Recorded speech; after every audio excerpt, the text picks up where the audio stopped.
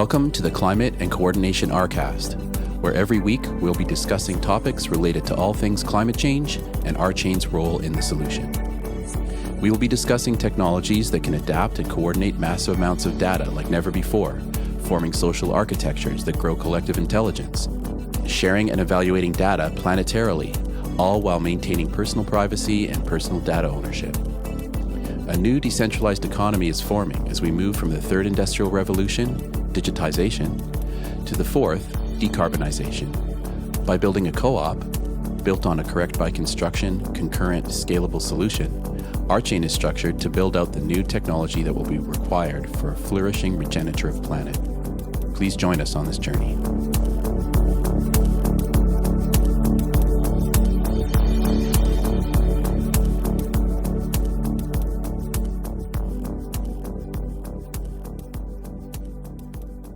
Welcome, everybody, to the Climate and Coordination RCast. This week, I have some stories for you that are centered around block, a little bit more than just climate, but there are two stories that I found in the past week that I thought would be really nice to discuss today, and also hopefully inspirational to all of you and whoever is listening later on. I just thought these would be really nice to share, and they kind of give me a bit of hope, and I thought that would be nice today. So this first story, this is from Cointelegraph. This is from 2 or 3 days ago, and it's a story about India. The headline is "India is fostering a solarized digital future," and it's really not just about India's investment in blockchain, in wallets for community that is highly unbanked, and their progress towards solar energy. It's all about also other areas that India is really trying to hit these different climate targets quite aggressively, and I think that is really great. But they're also integrating all of these efforts with blockchain, or a lot of them with blockchain. And then also what's great about this article is within it, there are a bunch of different links to different similar projects in Russia, in Japan, in China. And so it's just a really nice, also in the EU. So there's just a really nice overview here of all of the progress that is being made on climate, but especially in India. They talk about tax policy in India. They talk about subsidies and how they're trying to switch their subsidies from fossil fuels to renewable energy. There's also a discussion in here about how they're really trying to reach a higher amount of renewable energy by 2030 than a lot of people realize. The goal is, I think, 40% by 2030, which is apparently at the G20, the goal was to be 25% renewable by 2030. But India is really trying to aim for, and I guess on track for, 40% renewable by 2030, which is great. And obviously we would hope that they exceed that. And all of these different initiatives are being coupled with blockchain technology, which is, I think, really cool. And India and China both had some kind of hampering regulation on blockchain, but it looks like, at least in India, and I think possibly also in China recently, but it says here in India that they've eased up on those regulations. So it looks like a lot of these efforts are really taking off. And I just wanted to point this out because, a lot of times when Americans or especially Americans, talk about trying to solve the climate crisis, it's often sort of said or sort of spread around, oh, well, we're not going to do anything until India or China or other countries do things, because there's an idea that they pollute, or maybe not pollute, but they contribute more greenhouse gases than Americans. And of course, over the course of history, that's not true, but as of right now, it is true. But I think it's very interesting when you actually look at what these countries are doing. They're actually doing some very ambitious stuff, and I think it's important to reward them. And also that smaller countries. It was said on the floor of Congress, Greta Thunberg said when she was there this past year, it's very interesting that Sweden and other smaller countries say, oh, we're not going to change until the United States changes. So that logic is being used over and over again. So anyway, does anybody have any thoughts on this? I just thought it was a really nice introduction to all the kind of changes that are going on in the world in this area. Yeah, it's to me, it's just another example of the sea change that's going on. We're looking Completely.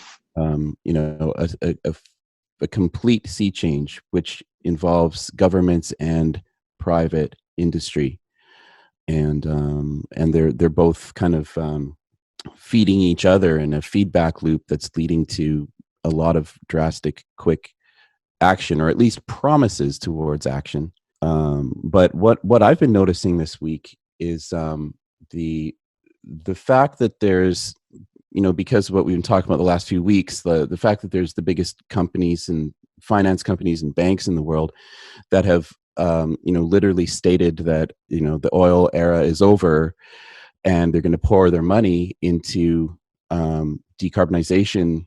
We're starting to see already the results of the massive amount of money that's being put into battery technology. All the car companies now are basically, that's their main competing area of focus, is if one of them can come out with a killer battery that eclipses the other ones, then they've got that advantage. So there's extreme competition towards building better batteries. And GM on March 5th announced that they have a low cobalt EV battery cell that has 60% more capacity than their previous one. Their previous one was basically matching the Model 3. So about 350 miles, somewhere like that, of range. So 60% more than that will do a lot to reduce range anxiety. And another interesting article, I don't know how much credence can be given to this because it's a radical thought that I'd never even thought of before. The headline is Elon Musk's million-mile battery dreams are about to come true. So a team in Penn State's Battery and Energy Storage Technology, BEST Center, claims to have developed a powerful battery that can last for 1 million miles. So essentially, we're talking about a battery that doesn't have to be charged for the entire life of the car. Yeah, that's amazing. That's crazy. Like, a million miles is even like a lot more miles than most cars usually last. Exactly. Like 250,000 is a lot. 500,000 is like legendary. But do you know what is usually the lifespan of a Tesla in terms of mileage? Like, do you know anything about that? Because I'm not really sure how long a Tesla is supposed to last, but I imagine pretty long since it doesn't have an engine. Okay, so yeah, this is another thing. I think we're going to be. It's going to be interesting how the whole industry evolves, because right now people don't really buy cars to die like I do, but most people, they just lease a car for a couple of years until they want to lease another one. And so that's kind of the way people buy cars nowadays. I don't know, that might change. It might change because you're right, like electric cars are going to last way longer. Yeah. But just the thought that a battery that doesn't have to be charged ever. Yeah, that's I had crazy. never entered that thought into my brain until I read this article. That would change the world. That person's going to become the first trillionaire, I bet. Wow. Well, thank you so much for sharing the article. That is a really cool and uplifting. We're uplifting people today. That is what we're doing. We are not going to talk about any disasters. Okay, nobody bring it up. Let's just stay on this path because I feel good about this. I do have one more story, though, that is also, I think, something that inspired me and reminded me of RChain in some ways, and I just posted it here. This is a post, an article from CoinDesk. This is from 2 days ago as well. So all very recent stuff. I try to find stuff that is happening in the week, of the discussion. Otherwise, sometimes, unless it's something that is like really groundbreaking that I missed out on, it's just better to keep it more fresh. So anyway, this is a post about Hyperledger, and they did a conference that is all about blockchain fighting what they say is global warming, but I prefer the term climate change because it's not always warmer. Sometimes well, it is warmer overall, but locally it's not always warmer. Anyway, so I just thought this was a really interesting sort of summary of about this forum, the Hyperledger Global Forum, which happened in Phoenix, Arizona. And they talked a lot about ESG, which is environmental, social, and governance, which is the standards that a lot of companies and brands and innovators are really trying to get their heads around and their companies around. But they also talked about all these different use cases for blockchain with regard to supply chain management, climate change coordination, just a lot of the stuff that we talk about here. They also talk about Tesla and verifying its ability to be more green when you encounter or when you add in the battery manufacturing, which is a lot of its footprint. Of course, you don't have the gas footprint, but you have a footprint from other things. They also talk about just kind of the future of all of this stuff. They talk about diamonds. They talk about just so many different aspects of how this technology can intersect with really helping to solve a lot of our problems around the world.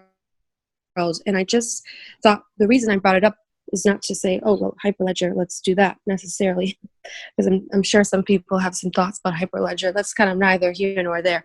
My point is that I thought maybe someday it would be so interesting for RChain to have a climate conference, or at least a climate and blockchain, panel or talk within, one of its archons or whatever the future conferences are called, because this is just a really inspiring thing, I think, and is a really great way of getting a message out to wider people, because, obviously this person attended and then they, did an article about it. Now I'm telling you. And so it's a great way of really spreading all of this information. And it just really inspired me. And it would be so great if RChain could do that someday. Because I think there's so many use cases for what RChain is building. And obviously we've been talking about this for weeks and weeks. So we have a group of people here who really understand these issues and are passionate about these issues. And obviously the community cares about them as well. So anyway, I just wanted to share that piece because it just made me really think about, disseminating this information and inspiring people with it.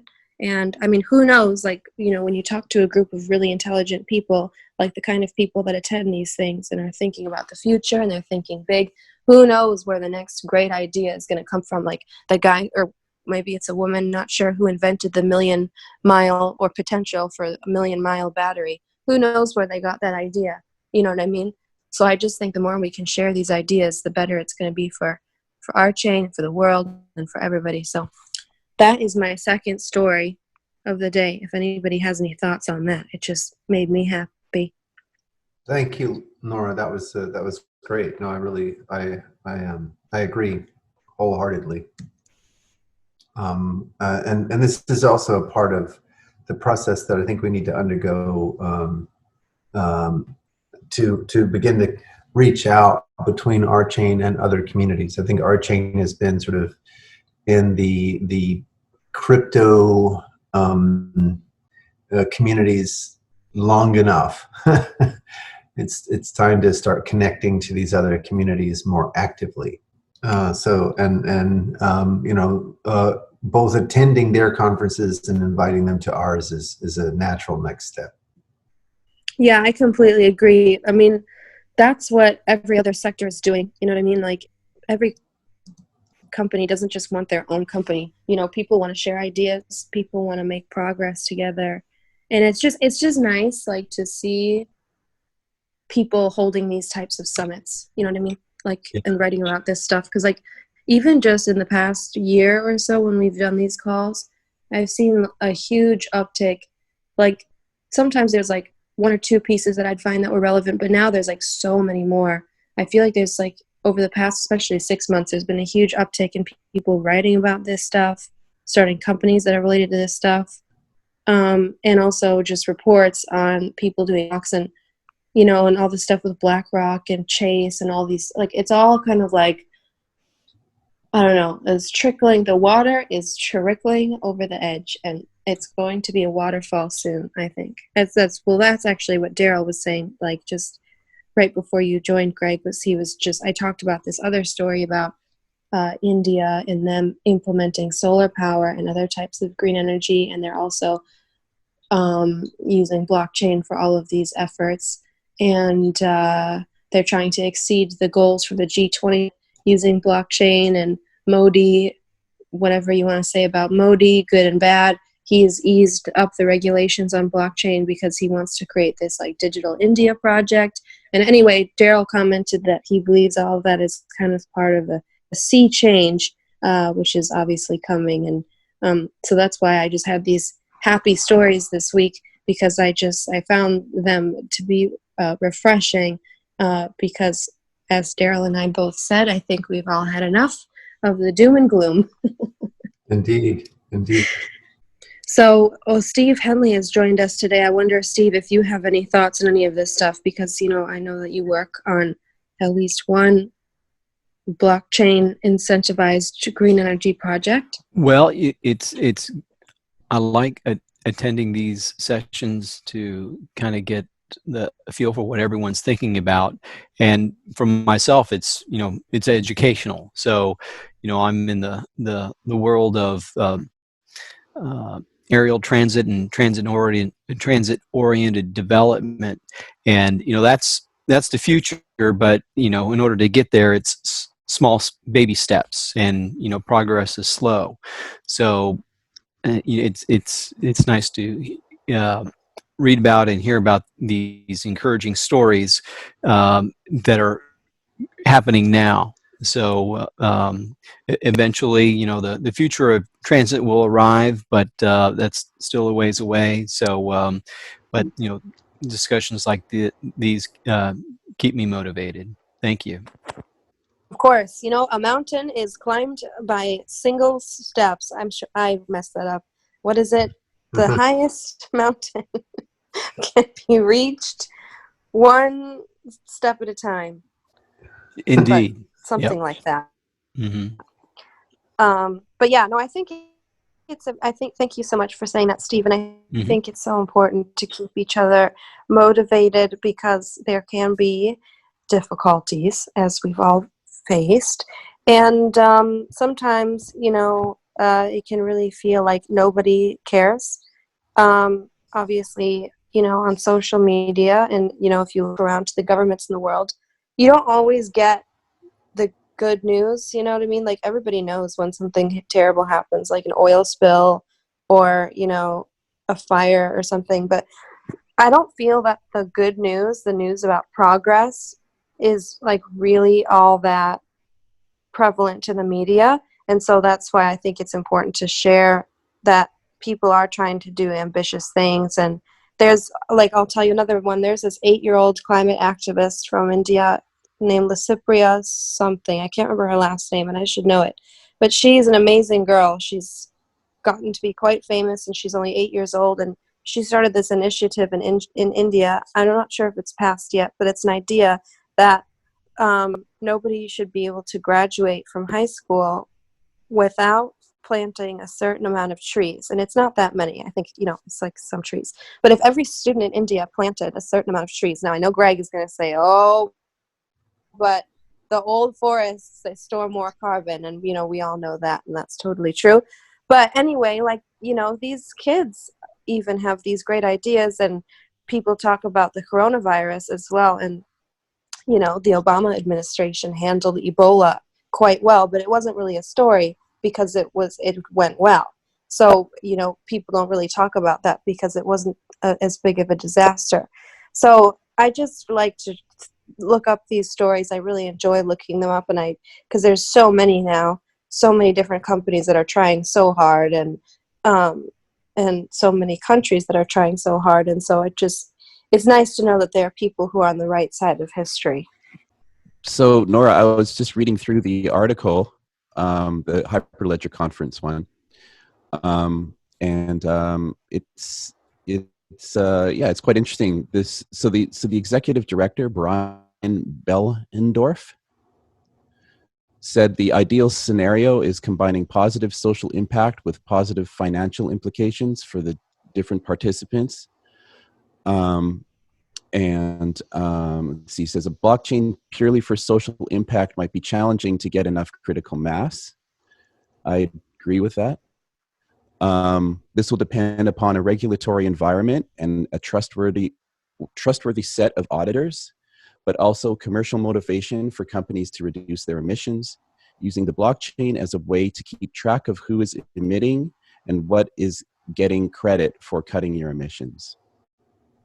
So I think that, I would probably pretty much agree with his angle, his point of view.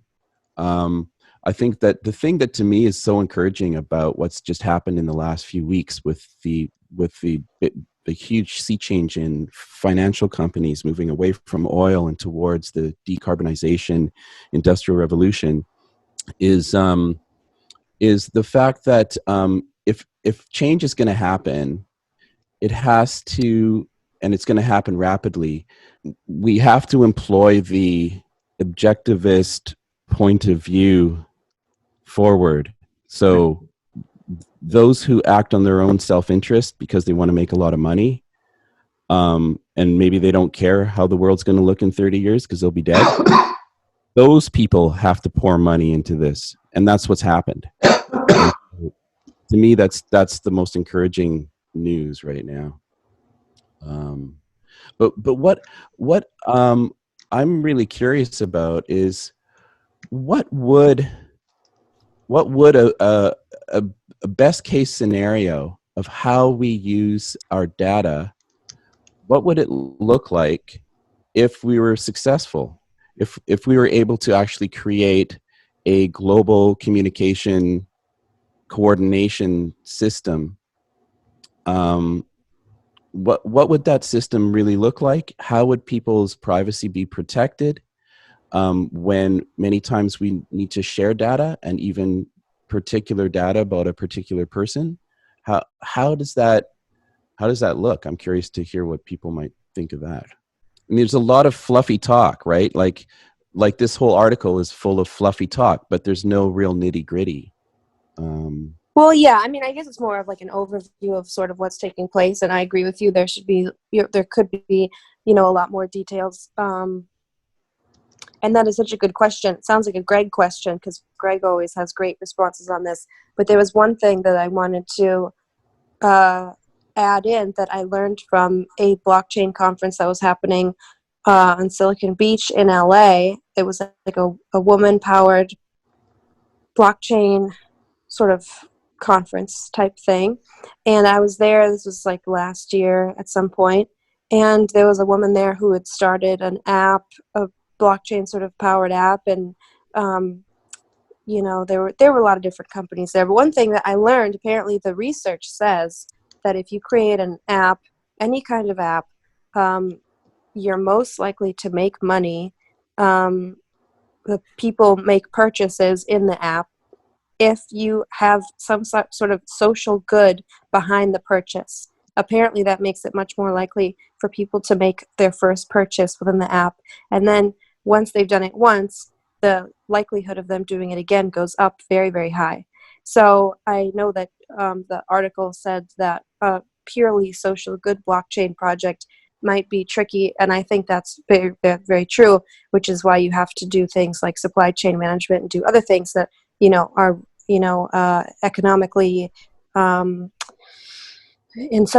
I guess. But it was really interesting. I just thought about what this woman said about in-app purchasing and how people really do want to spend money to help each other do well.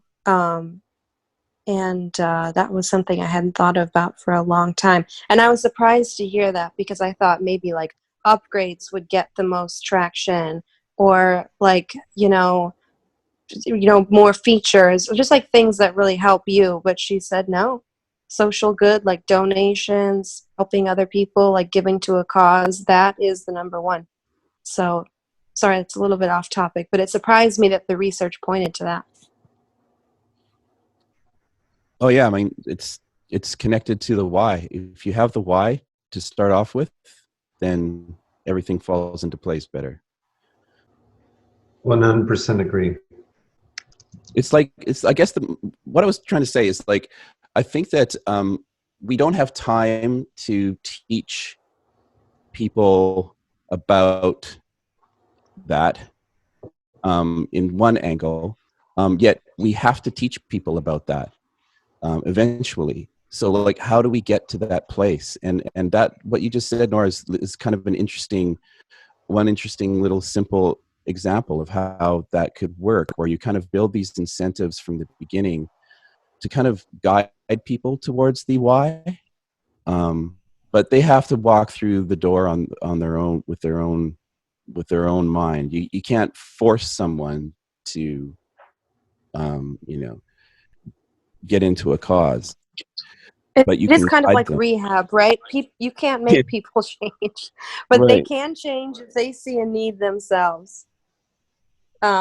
Which I think is funny, because it is, I mean, getting the world to decarbonize ethically is a little bit like going to rehab, because like Western nations especially, but other people too, are so drunk on like this unsustainable carbon path, and maybe people kind of do have to hit rock bottom, and there's been a lot of those skiddings on the rock bottom recently, which we usually talk about, but this week I thought it might be nice to skip it and do something a little more rosy. But it is a lot like rehab. I think you're so right that people need to see the truth for themselves, which is why all the stuff with BlackRock and Chase and all these other companies is so such good news, because you can't make those companies do anything. You can't make them clean up their oil spills.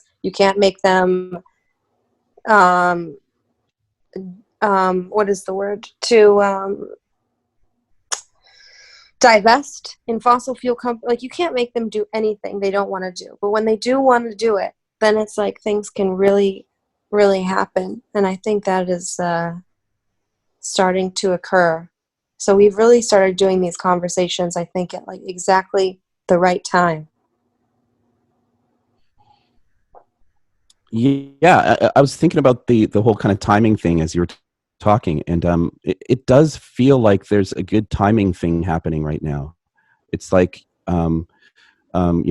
we've made a major accomplishment with RChain in February, and that to me also parallels with the sea change that's happening. We've now created a platform that can, the beginnings of a platform that can function and allow these lofty things we've been talking about to start to be built. And I think that the timing is right, because there's a lot of money being poured into these kinds of projects. So, we can welcome them in now. And I think that we're going to see some exciting changes coming really soon. Like, I was thinking about the whole. Yeah. Oh, sorry, Greg. No, I just going to amplify your statement. I agree 100%. Awesome. Yeah, because like I was thinking about just me, I've been involved in wanting to create a music streaming service for the last like 20 years. And the timing has never been right. And it was interesting, the last kind of crypto boom that happened a couple of years ago, all this energy and excitement was being poured into these many companies. I have a bookmark folder full of music blockchain companies that have tried to make a go of it. But the timing wasn't quite right.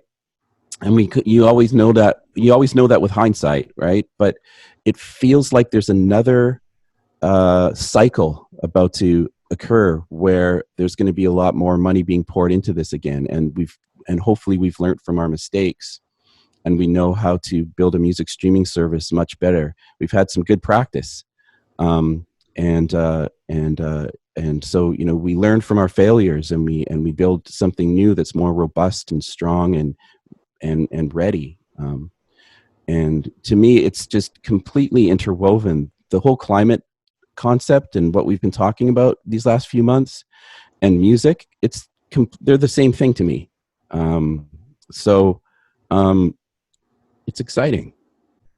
I I also hope that I mean, one of the things that I think about a lot is that it's not going to be business as usual, right? It's not going to be like we we put a Band-Aid on this, or we clean the wound or set the bone and just go back to our lives.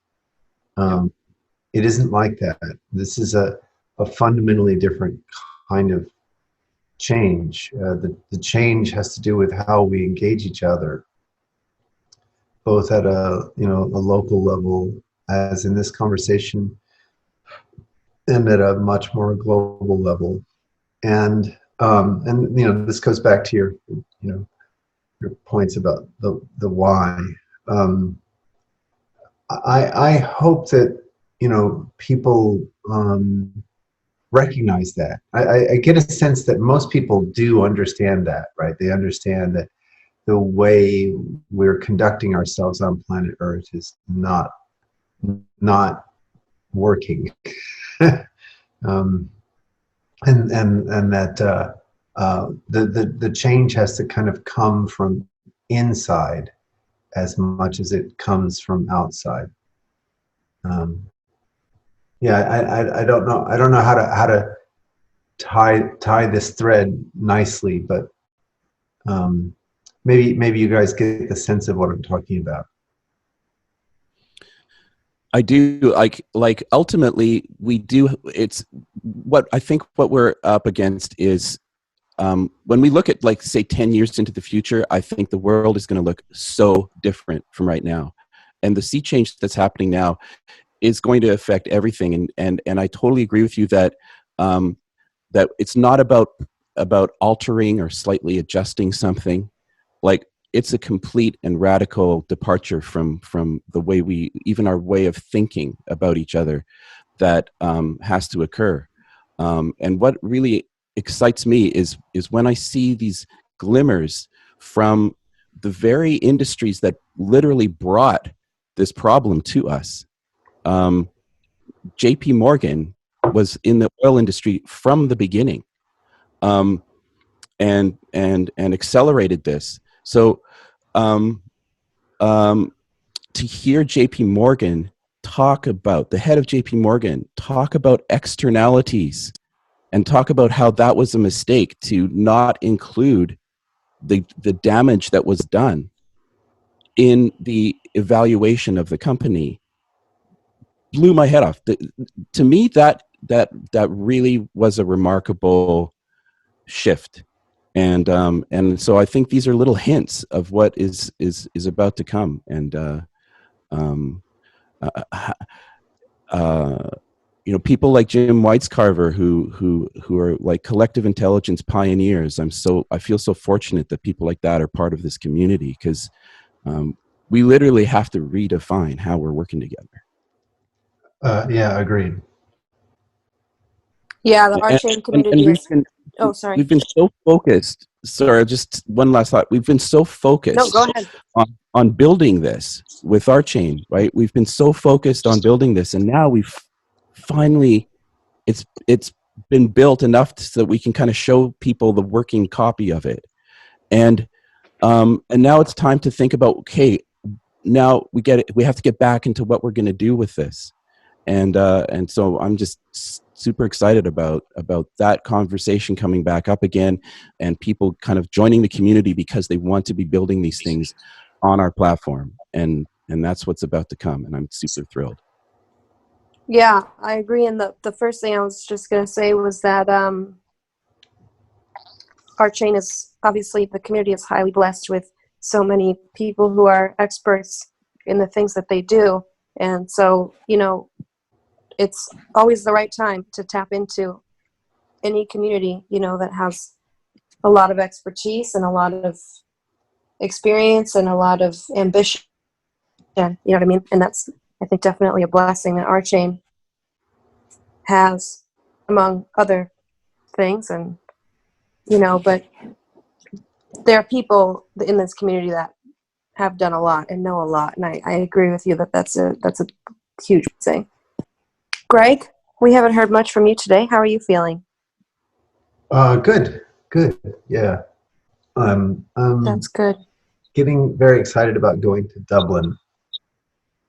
Um, I, I'm looking forward to showing off the work on the row combinators and getting people fired up about Ladle. So I've written some code to illustrate the findings in the papers. And that's shaping out really, really nicely. And Mike and I are slowly coming to consensus on the typing of the first process using the system generated by the Ladle algorithm. So it's a long haul to do these kinds of things, but Yes. but it's really worth it. You know, it's pretty cool to see that we can take, you know, a row combinator expression and type it correctly, and you know, like, because we know what it's supposed to type. And that if you just run the type system mechanically, it gives the right type and for the right reasons. So that's very, very exciting. It means we're literally just months away from an implementation of the algorithm that you know, demonstrates these things I've been talking about for decades. Well, that's exciting. So would that be considered the Venus stage, or is that still part of the Mercury stage? No, this is Venus. My aim was that so that we didn't have a lot of design. See, like with Mercury, in terms of the row side of things, there wasn't a lot of design work. It was all engineering. There wasn't a lot you know, big science research. With the Casper side of things, there was definitely some research involved, and still there's some research involved, in my opinion.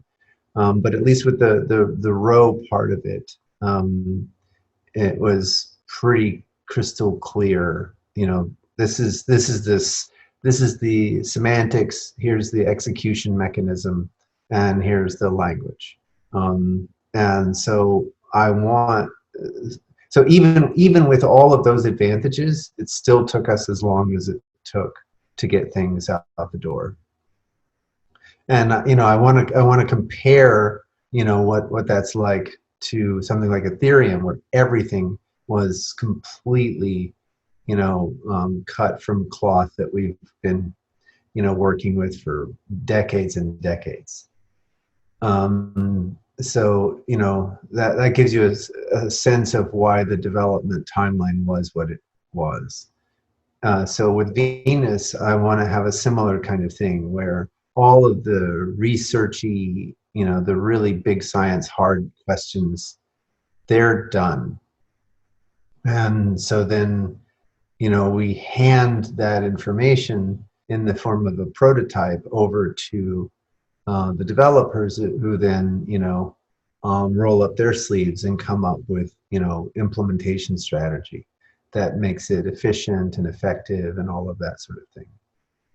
So you know, because even with that, the development could take, you know, a couple of years.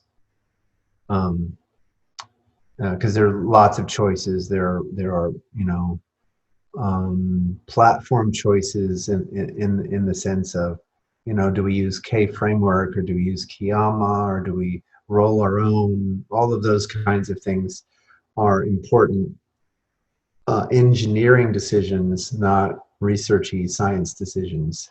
And so I just want Venus to be really, really well, you know, supported, so that, you know, the work can be focused and deliver in a reasonable time frame.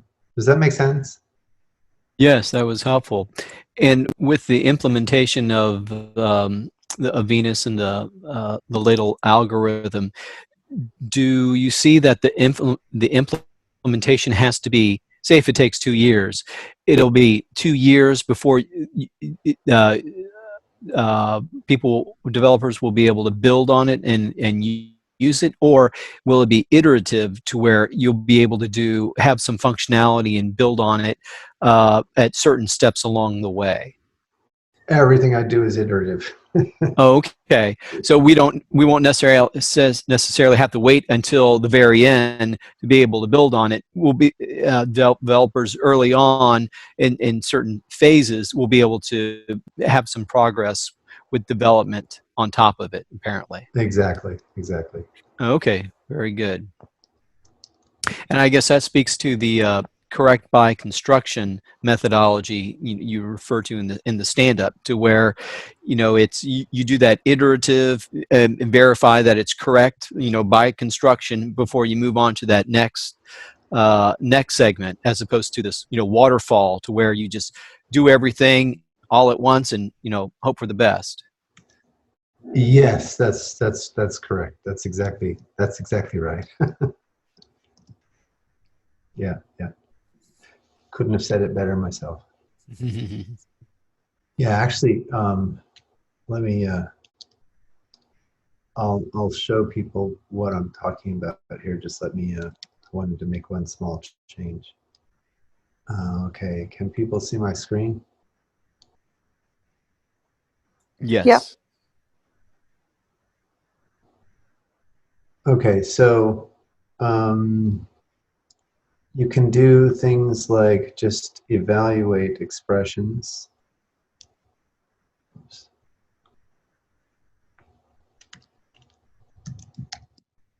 And that does the right thing. I figured out what I'd done wrong at the community debrief the other day. I was missing an @ sign, and it's easy to miss. Let's see if I can find that one. There we go. So here's the one that I typed in incorrectly. I was missing this @ sign. That's why I got that error. But when you put that in, it executes the right. So this is just the execution of row combinators, and then you can also type in expressions like translate for me. I'm still implementing the translation, so right now it just returns 0, but it does in fact read the pi calculus. So it takes pi calculus expressions and will eventually translate them. That's sort of the next step. So it will evaluate row combinator expressions, and it will translate both pi calculus and Yoshida combinator kinds of expressions. So that's all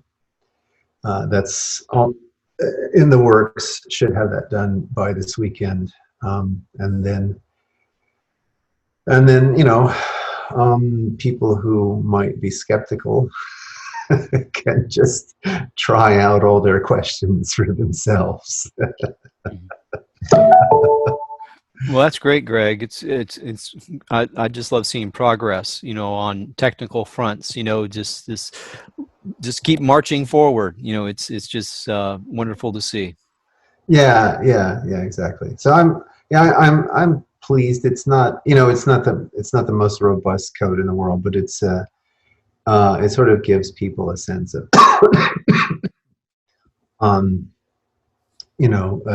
they can start playing around with things and understanding a little bit better how things all fit together.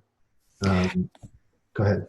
And with this code, with this demonstration that you'll be doing in Dublin, with the paper reviewers and the comments that they have, you feel with your presentation and this demonstration, you'll be able to one by one sort of refute each of those arguments against your paper.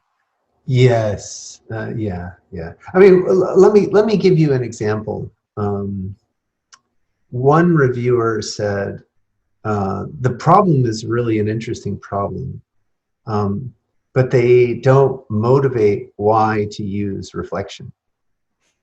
And this is such a really hilarious comment, because everyone knows that if the problem had been P equals NP, like a really, really famous problem that nobody's been able to crack for a very long time, then no reviewer would say, well, why did you use this technique? Right? We're rejecting this, not because you didn't solve the problem, but because you didn't motivate using this particular technique as opposed to my favorite technique. Right? Because the problem has been intractable. Like they would just be like, cool, let me see how this technique, solves the problem. Right? So it's a completely ridiculous criticism. And you can see it by just doing a quick substitution. Change the problem and see if the criticism still holds. And and there's no rebuttal. There's no way to make this point in academic review. So like you can't go back and say, yes, but your critique is absolutely absurd. And here's why. Mm-hmm. Right? So I, it's a very strange world we live in. Mm-hmm. I mean, Mike pointed out that, by comparison to many of the other disciplines, we're still in much better shape.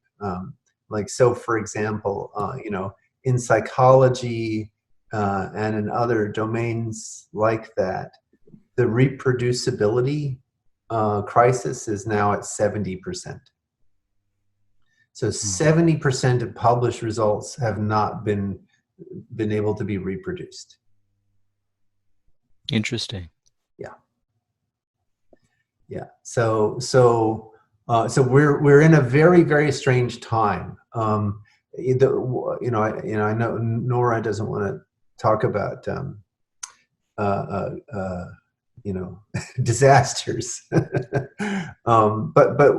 I feel like the internet has sort of, it's a little bit of a Tower of Babel in the sense that it has this promise to bring us together as a kind of unifying information technology. It's not a universal language, but it certainly is a unifying information exchange. How about a toilet of Babel? and the problem is that the way people use it undermines this capability or this potential to the point where we don't know what's true, and what we don't know is true is expanding because of the way people engage the technology, which is it is really strikingly like the Tower of Babel story. But let me balance that less heartening observation. So what I was saying before was, we've typed our first row combinator process, and here it is. So what we want to know is if you look here, we ran this process. So if you have the kill combinator with the message combinator and the subjects both agree, then it should reduce to 0. That's the meaning of the kill combinator. And so here's the kill combinator, here's the message combinator, and this capital K here is the par in this expression right here. That's that par. That's what that capital K is whatever combinator in your rewrite system causes a reduction. But in our system, you have to, in order for reduction to happen, just like in RChain, you have to give it gas or you have to give it flow. right? So here's the flow. R is the representation of the flow. And so if you have enough flow and you have something that does reduce, then it needs to reduce to the result of that reduction, which in this case is 0. So the hat 0 just means we're thinking of it as a type as opposed to a term. And so we should be able to judge that typing is correct. And then if you just follow the rules, in order to have that be the case, then you had to have had that the message combinator types as a message. And you have to have that if you punched a hole in the K expression, so you left out the message part, but you still had the K, then that would be the type supply. If you were to supply me a message, then I would guarantee that it comes to 0. So and so this one here is just an axiom. Messages type as messages. That's not a surprising thing. But this one needs a little bit more work.